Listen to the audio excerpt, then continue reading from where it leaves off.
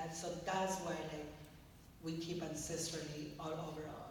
Like because we're not just entertainer to come here and that we come here and to teach something to all of you. And sometimes I keep in my mind when we go perform different places, show our teachings, we say we want to discolonize every single spot that we go. So that's how I keep it. I tell the group, don't worry, we're going to discolonize this place. Don't be nervous because this is how our ancestors did. We go like every time making sure everyone knows that we're still alive.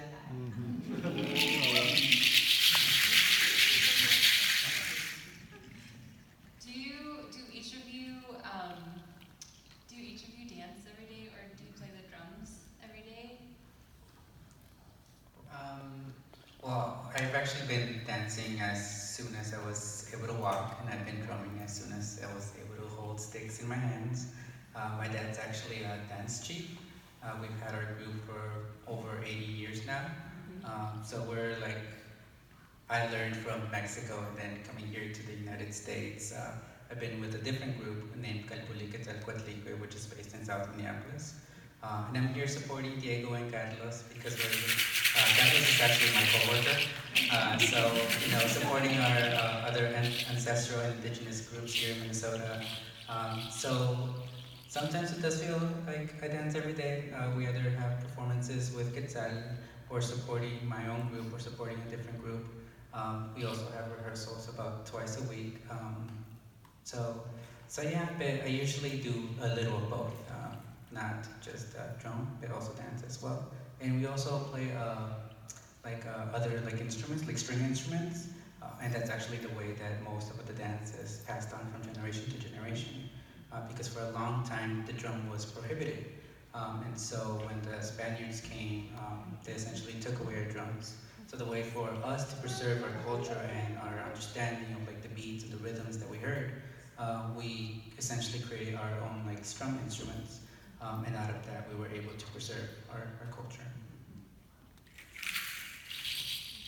So what I do every day, I do pray every day.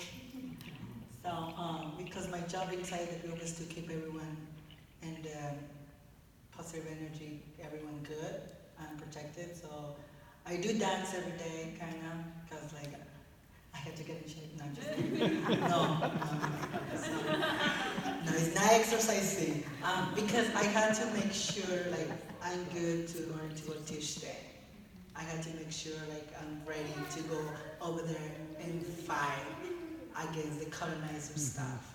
You know what I mean? So that's I do dance every day. I'm not drumming. I don't drum too good, so I'm not into it. And yeah, for now I'm taking charge of the group for these 4 months. I'm sorry, head lead is in some stuff going on in Mexico, so taking care of some stuff. You want to share something? No? Yeah. What do? You dance every day? I tried, but then I didn't. Okay. I try to like keep like my memory up to date. But if I could dance every day, I would. Yeah, because I like it. It gives me energy and good energy, and I feel like I'm closer to like my ancestors and like how Diego said that I'm keeping my tradition going. And keeping it alive.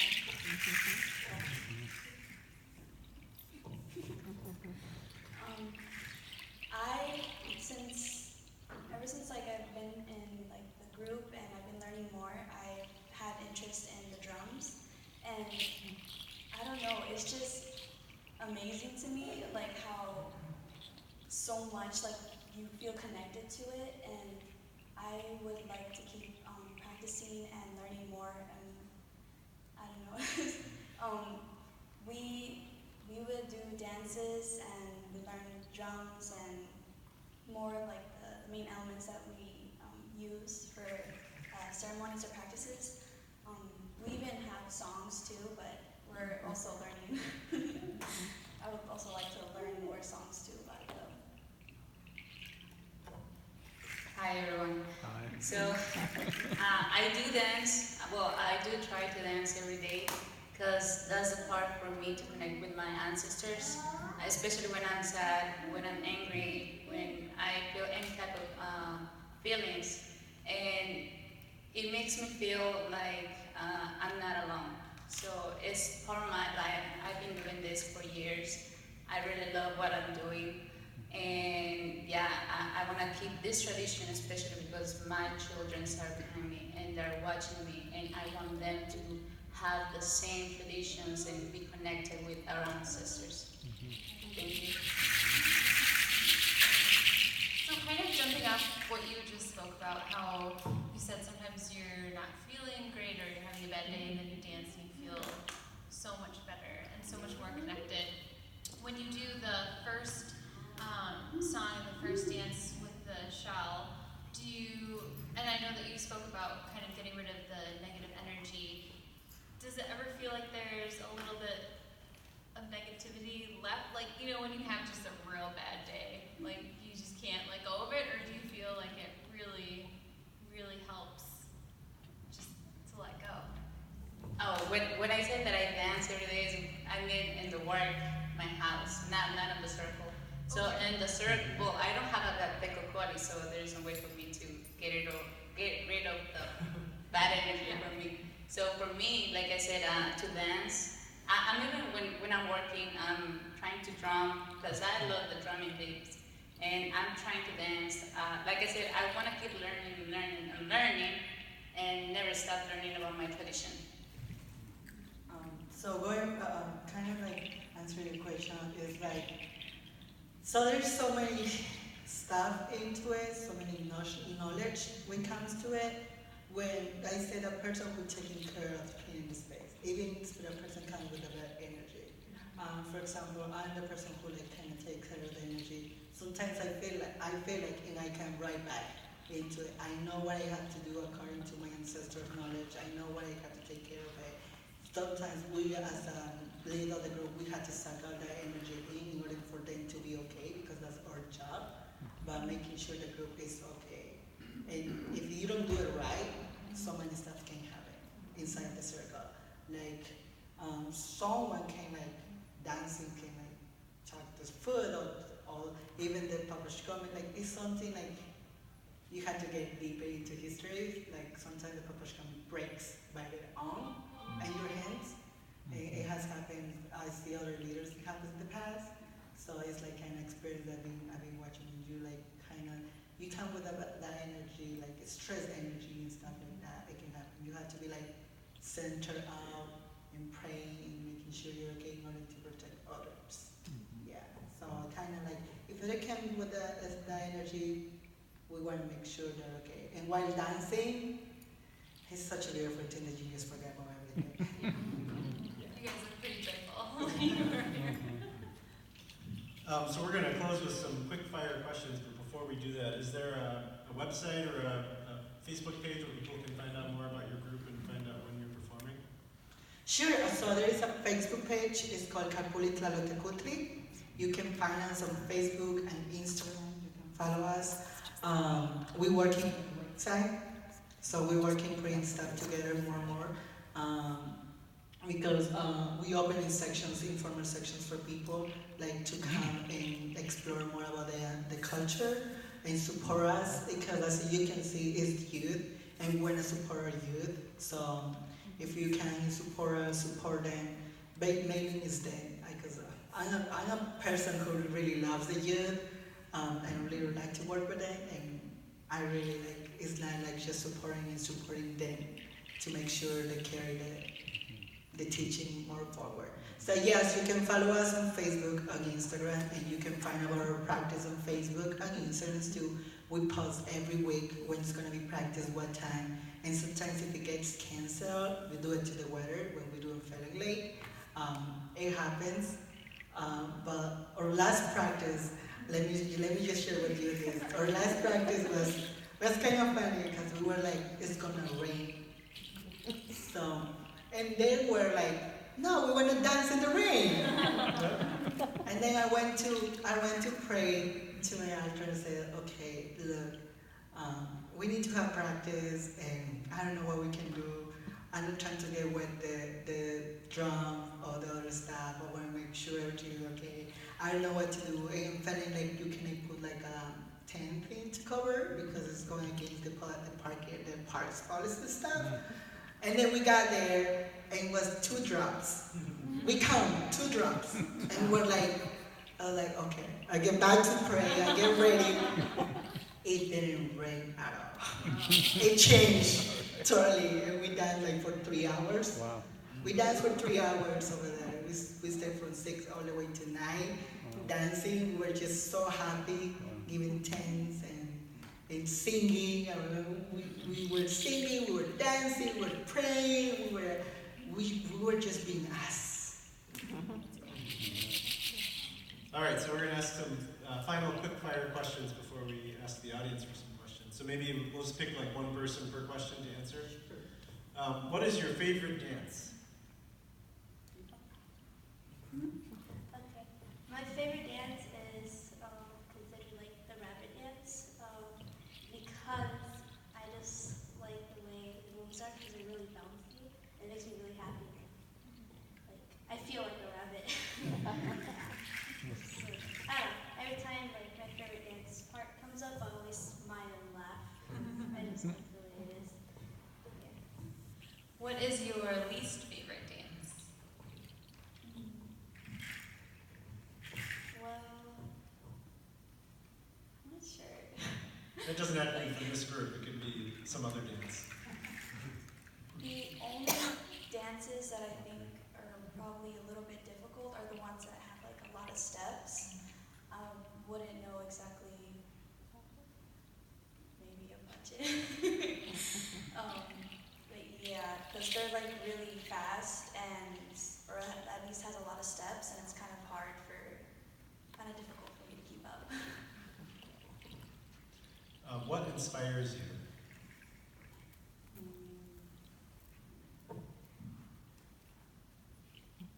My tradition. My tradition inspires me every day. What turns you off artistically or creatively? The negative energy. Basically, I don't do just this. So artistically, outside of the bags of the carpuli, I design sometimes. I design costumes outside So I'm from Ecuador. So I'm from all the way South America. And how I connect with this tradition is because my grandma used to tell me like when she see me dancing and the Aztec dance drill, she was like, oh wow, when I was 5 years old, I used to see that. And back then in Ecuador. And then she kind of encouraged me to keep going because like, I feel like you was born to be there, to do this. So it's like, I keep moving forward from my grandpa. And then I start dreaming about my great grandpa who like, I don't even know him. So, and he kind of in the dreams kind of like encouraged me. So something that turned me off is not even the negative energy. It's like, it's no way for people to turn me off. I keep moving forward because what I do is who I am. So yeah. If you could only dance one dance for the rest of your life, what would it be? Oh, that's a tough one.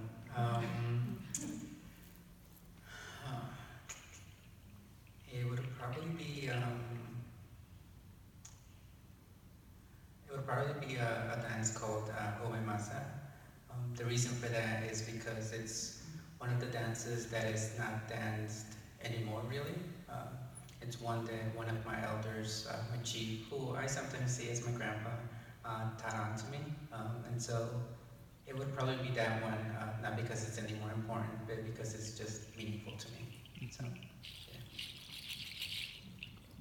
Does the audience have any questions that they would like to ask?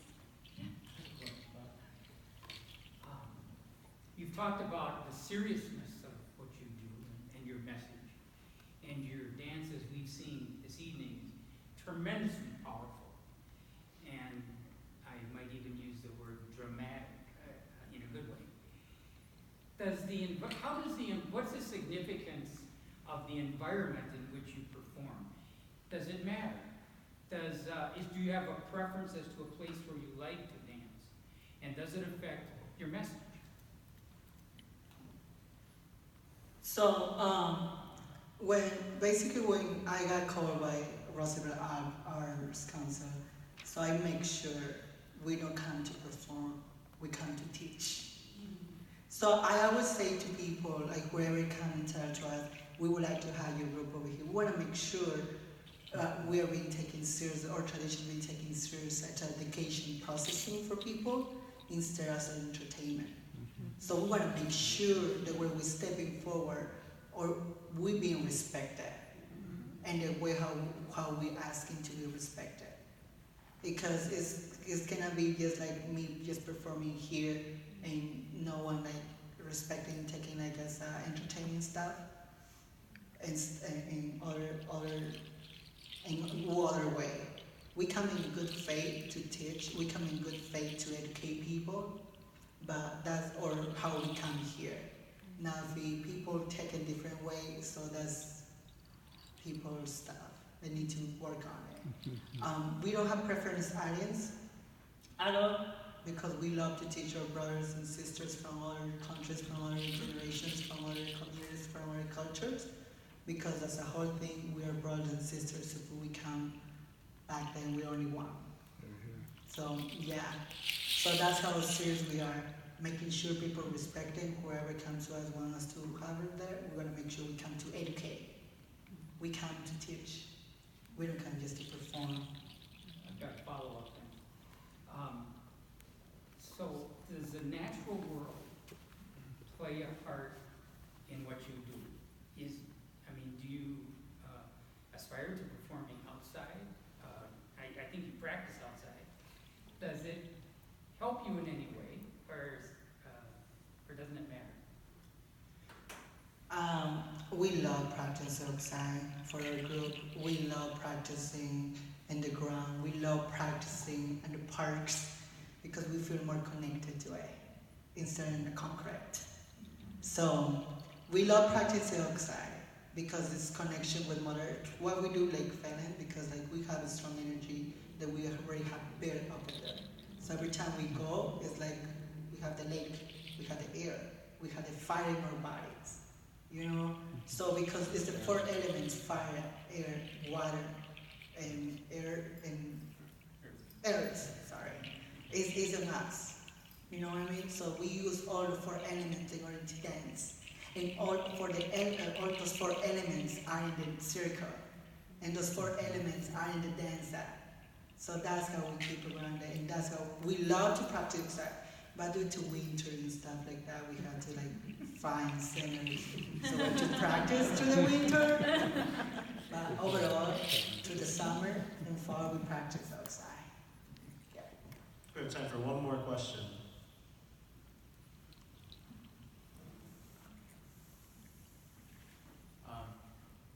It was good to see your group perform again. The first time that I saw members of your group perform was at the first Indigenous Peoples Day in Minneapolis at the American Indian Center. And it was a beautiful thing to behold. How many members are there in your group in the state of Minnesota as well as the United States? And I remember on that day, there was a woman holding a baby even during the dance too. And then typically, what is the age of the oldest of your elders that perform and dance? So going back to your question, that group was his group, Quetzalcoatlicue. We do share, so we are just one culture. We are just one, but different, like, it's like a community thing, you know? It's about Roosevelt, it's one city. There's a lot of families around. So we're like this, we're like a family here, family there, family, and we all always get together. Con la generala en jefa Susana de Leon, who we have a strong relationship. We are like all of us together as a whole group, we are like 100, 200, like around more 300 up dancers. And that's in the United States or in Minnesota or? So he's gonna answer about that. Let me just rephrase about or just our group. We are like around 15 dancers, just in our group so far. We keep building, which I call dancers who are ready to perform. But behind that, we have more families who are getting ready into the circle. So yeah, about that question, I'm gonna let him to answer you that. Yeah, for sure. So in Minnesota specifically, back in the 90s when the Aztec dance movement was happening here, there was only one group. Out of that group came out Quetzalcoatl, which has about 25 years now. And then we became the second group. Because of the movement and because of what started essentially for an increase of having more Aztec dance groups, but also because, unfortunately, the reality was that patriarchy and sexism was also somehow became a part of our communities. And so Susana, being a woman, decided to create her own space, like space where our chiefs, our women could lead. So essentially, Quetzalcoatl is run by women, and by community members, by youth, and by family. And we still believe in that to this day. So all our red chiefs are women, and they lead us in this work. Out of that movement came out a bunch of other groups. Now I believe in the state of Minnesota there's probably about 9 or 10 Aztec dance groups, either within their own police or within a mesa, which is like a continuation of various groups underneath that group. My group is not necessarily based out of Minnesota because I'm from Mexico, so my group is in Mexico, so I don't count it as part of Minnesota, but sometimes I do. But there's a bunch of groups. Quetzal alone is almost 200 dancers. We're probably the largest dance group in Minnesota. And then, as we can see, there's a bunch of growth in many more dancers. Even with 200 dancers, we're probably still a smaller dance group in the entire country. Most of the Aztec dance groups are in California or in Texas because that's kind of closest to Mexico. Obviously, we can't compete with Mexico. Mexico has thousands of Aztec dance groups, literally in every single town. If you go to a town and you go to a festival, there's going to be an Aztec dance group, and there's probably going to be at least a minimum 20 dancers. So just imagine that in the entire country of Mexico. So yeah. So I just want to rephrase something there. So this group is led by youth, mostly. I am the only oldest ones in the group, who making sure that taking care of the babies, kind of like that. But this is led by youth, or and Jovis too is on my age. I think we're kind of the older ones, yeah. So Joanna Arce is on my age. So yeah, because I strongly believe why this group become now why it is, because I strongly believe that the youth had to take the lead. I don't want to keep the knowledge just for myself. I want to share the knowledge with the youth. I want to make sure the youth take all around the United States, all around Minnesota, all around the Twin Cities, all the other cities around. Because I might become, it's going to be my fault and my ancestors when I pass away, my ancestors will be what you just did. You just keep everything for yourself, everything that I taught you. And you never teach these kids. Now they're going to be lost. Do you understand that situation? So that's what I want to make sure this youth take the work, take the job, take the knowledge, take the culture, take the tradition, take their roots, and move forward. So that's why this group become, and together we become stronger every day. Let me put that on the table, and thanks to La Jefa Susana de Leon. She's the chief of Calpuli Quetzalcoatl, is who helped us to set up our group up. So she's been helping us with the knowledge. If you wonder where we learn the knowledge, she's been helping us with the knowledge. She's been helping us with protecting our youth to make sure we're okay. So it's not like we just show up, we know how to dance, and we're here. No, we have a base. We have where we have to go. We know who we are and where we belong to. So yeah. Well, thank you so much for performing for us today and for teaching us about your tradition and your dances. We really loved having you and appreciated it. So thank you so much. And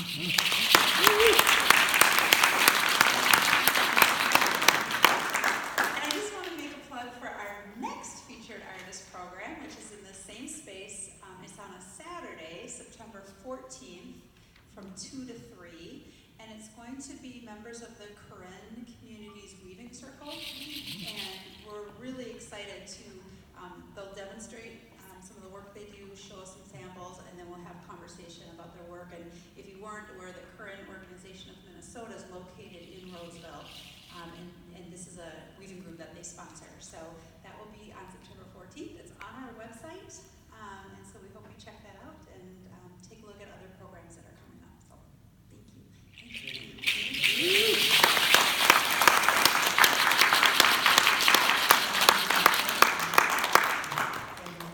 So now we're just gonna close in order to close our circle that we have open.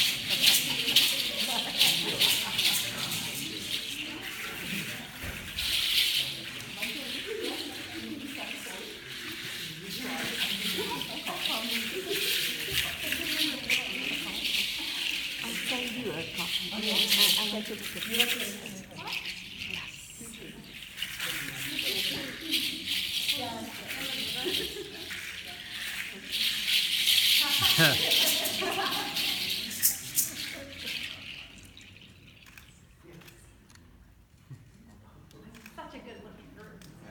Se van a tomar una foto con ella.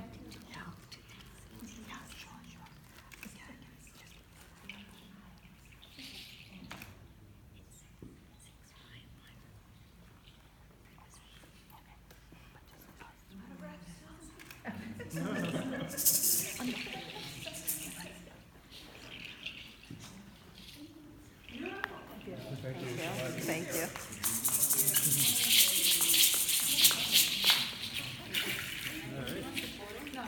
How'd we do?